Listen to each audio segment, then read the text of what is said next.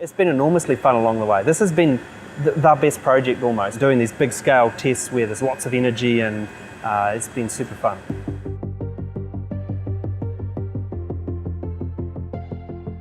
We set out at Rocket Lab to try and recover the vehicle, primarily to increase production.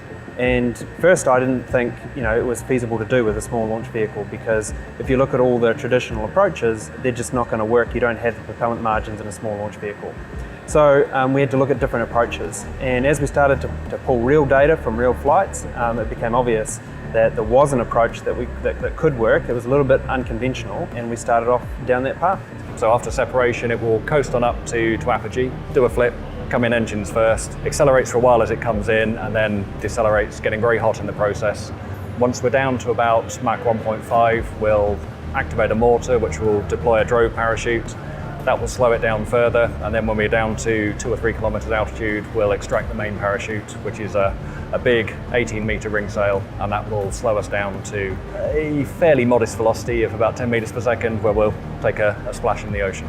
A lot of it comes down to just the size and mass constraints that we're dealing with. Trying to package a whole load of extra equipment, mortar, extra parachutes, reaction control system, gas bottles for that, and the additional electronics into a volume that's already very tightly filled with the second stage rocket engine and battery compartment.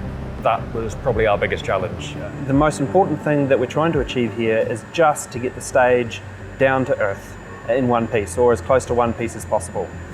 So we won't be trying to scoop it out of the sky with a helicopter. We have demonstrated that we can do that, so I'm not too worried about that. The real challenge for us here is getting it through the wall, getting it under a parachute, getting it decelerated, and gently touching down into the ocean, where we'll go and pick it up with recovery vessels.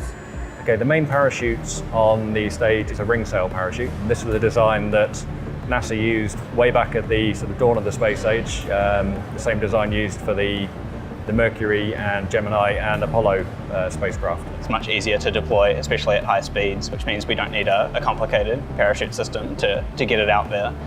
So that's why we've chosen ring sail parachute for now, as opposed to a kind of gliding parachute that we looked at previously. It's kind of like a CSI scene. We really start to peel back the onion and understand exactly what's happened. There's nothing like actually having a flight article that's returned to understand the margin here and the margin there, and which bits really worked well and which bits are just roasted up completely. If we get the stage back, we'll have a really good idea of how much work we've got ahead of us. Recovery for our customers is really about making sure that there's more launch opportunities available. If we can recover a stage, we can open up many more launch opportunities and create a much more flexible environment for our customers to pick and choose which flight they want to get on, ultimately try and lower the cost, and just make launch even that more prolific.